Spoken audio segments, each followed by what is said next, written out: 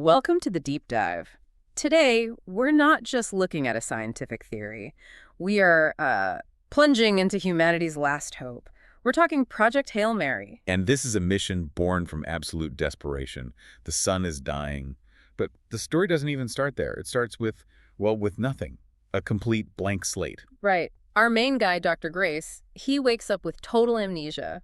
He's in this weird, dark, elliptical bed, and the first voice he hears is a computer. And the computer isn't asking, are you okay, or what's your name?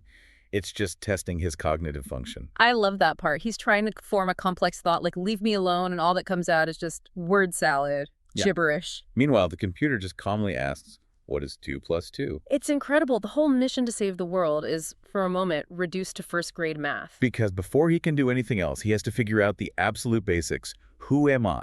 And more urgently, where am I? And with no computer readouts to help him, he just defaults to what he knows, pure fundamental physics. He does it with, basically stuff he has on hand.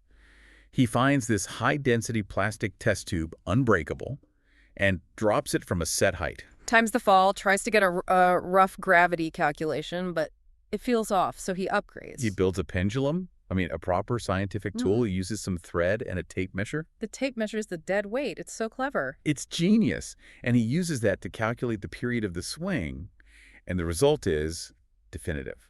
The gravity is around 15 meters per second squared. Which is way too high for Earth's 9.8, so that proves it. He's not on some heavy planet. He's in a massive centrifuge, creating artificial gravity. Exactly. And then the memories, they start to slowly come back, and the truth is just horrifying.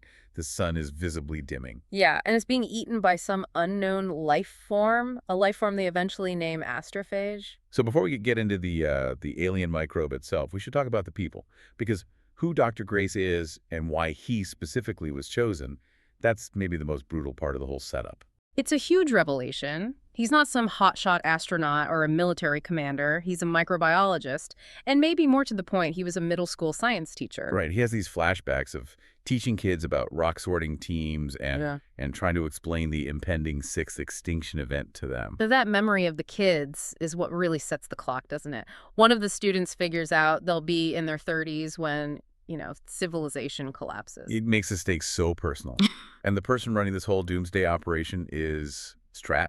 Oh, Stratt, the Dutch administrator from the European Space Agency. She is the definition of ruthless pragmatism. She basically got handed total global authority because the crisis was so bad, there was no time for committees or international debate. Her line is just, I have all of the authority. And she used that authority to create Project Hail Mary. And that project needed a test subject. Which is the big, shocking twist when his memory comes back. He wasn't just chosen, he's the guinea pig. It's just cold, hard logic. Stratt knew that if they brought samples of this astrophage back to Earth to study, they risked infecting the whole planet. And she couldn't risk the world's best minds, the people actually working on the solutions, getting wiped out by some alien pathogen. So they needed someone who was, frankly, expendable, but also likely to survive the trip.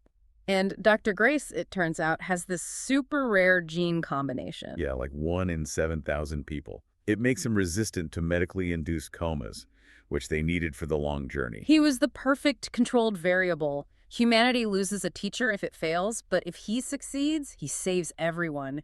It's brutal. And as he starts to move around the ship, he finds the control room, the lab, and the dormitory, where his dead crewmates are. He also figures out the ship's gravity system, the centrifuge angle. It's this rigid hammock bed thing designed to deal with the constant G-force. Functional, for sure, but definitely not comfortable. All part of the high-level, no-frills problem-solving you need when you're saving the world. Right. Okay, so now we know the stakes and the survivor. Let's get into the world killer itself, Astrophage. This thing it just seems to defy physics. Its properties are just bizarre. When he first puts it under a microscope, he sees these tiny dots, and they are completely opaque. To everything. Visible light, infrared, UV, you name it. He even hits them with X-rays and gamma rays. He calls it the Bruce Banner test, which is perfect. And the astrophage just absorbs it all. It also survives temperatures up to 2,000 degrees Celsius. So how do you even begin to study something that's basically impervious to all your tools? You realize its invulnerability might be a part of it being alive. And the breakthrough is so simple, he just pokes it. With a nanosyringe, like the world's tiniest needle, he just stabs it and kills it. And the second it's dead, its shielding properties vanish, it becomes transparent, and he can finally analyze what it's made of. A scientific stick. And that one simple act unlocks everything about how it lives and how it moves. Let's start with its temperature, that hyper-specific number. Yeah, it maintains a constant internal temperature of exactly 96.415 degrees Celsius. And that number is not random at all. It's the point where its internal energy perfectly balances out with something else, right? Exactly. It's the precise temperature where the kinetic energy of its protons is perfectly balanced by the spontaneous creation of neutrinos. Neutrinos, the ghost particles that fly through everything. Why is that so important? It's the key to its stability. Hmm? You said it defies physics. Well, this microbe is a tiny self-contained fusion reactor. And these neutrinos, which are Majorana particles in this case, act as a massive energy buffer. It's using exotic particle physics to regulate itself. Okay, so that's how it stores all that energy. But how does a tiny microbe travel between stars? It uses light for propulsion. Pure momentum. It shoots out infrared light at a very specific frequency. The Petrova frequency, 25.984 microns. Right, and it's like a microscopic solar sail, but instead of catching photons, it's emitting them to push itself forward.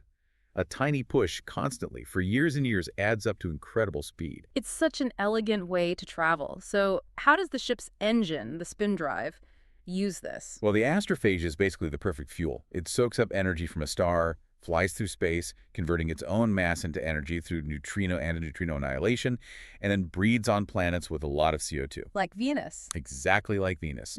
And the Hail Mary spin drive just harnesses that process. It converts just 6 grams of astrophage mass into pure energy every single second. Which gives it that constant 1.5 g acceleration.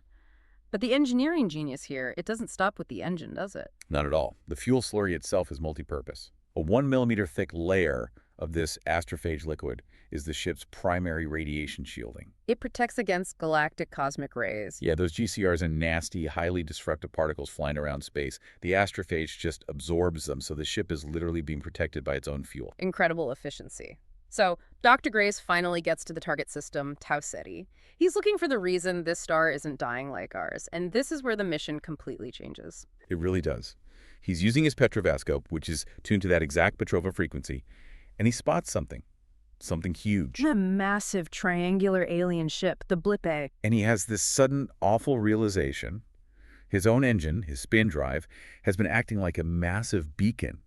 He calls it a 540 trillion watt flashlight pointing right at him. The enemy of my enemy is my new, potentially terrifying alien friend, and that friend is Rocky. Rocky, the sole surviving alien engineer. He's from the 40 Eridani system, and his star is dying from astrophage too. He's at Tau Ceti for the exact same reason. And this kicks off probably one of the greatest first contact stories ever. Let's talk about Rocky's world, because his biology is just astounding. I mean, where'd he start? He's huge, 168 kilograms, pentagonal symmetry, 5 limbs. And he lives in a high-pressure, high-temperature ammonia atmosphere, 210 degrees Celsius. His blood is mercury-based. He's like a little self-contained, pressurized biome. And he has those slits on his carapace for cooling. Yeah, they're external radiators. He dumps excess heat by running ammonia across capillaries there. And this biological fact leads to this profound cultural insight. Because of that cooling process, Iridians become totally paralyzed when they sleep. Exactly. So to survive that vulnerable moment, they evolved to watch over each other while they slept. That one necessity might be the foundation of their entire pack instinct, their society, their intelligence. It's just an incredible thought. It really is. So communication, they can't just talk. How do they bridge that gap? They start with the universal language, science, math specifically. They figure out a base 6 number system. And from there, it's on to music. Rocky speaks in what Grace calls whale chords, complex musical notes. Because physics is physics, even if your eyes and ears work differently. And speaking of their physics, their material science, xenonite, it's unbelievable. It's like a 2-part epoxy from the future. He just mixes 2 liquids, and it creates this material that's strong enough for a space elevator. He uses it to build a whole tunnel between their ships. But for all their genius, Rocky reveals this really tragic flaw in their mission planning. It's heartbreaking. Their entire ship was built on Newtonian physics. His people just, they never figured out Einstein's theory of relativity. Specifically time dilation. So Rocky thinks his trip took him about 6.64 years, his experience time. But because he was going so fast, so close to the speed of light, so many more years passed back on his home planet. The clock at home ran way too fast. he's probably too late. He doesn't have the fuel or the time to get back and save them, which makes finding the solution at Tau Ceti even more urgent for both of them. Which brings them to the third planet, Tau Ceti. They name it Adrian. Right, and they focus on Adrian because they notice something odd. There's an equal number of astrophage flying to the planet as there are flying away from it. If it were just a breeding ground like Venus, all the traffic would be one way heading in. Exactly. That balance means one thing. Adrian must be the astrophage homeworld, and it must have a natural predator keeping the population stable. So they launched this incredibly dangerous mission using a 10-kilometer-long xenonite chain to scoop up a sample from the atmosphere. And it works. They find the predator. They call it Taumoeba.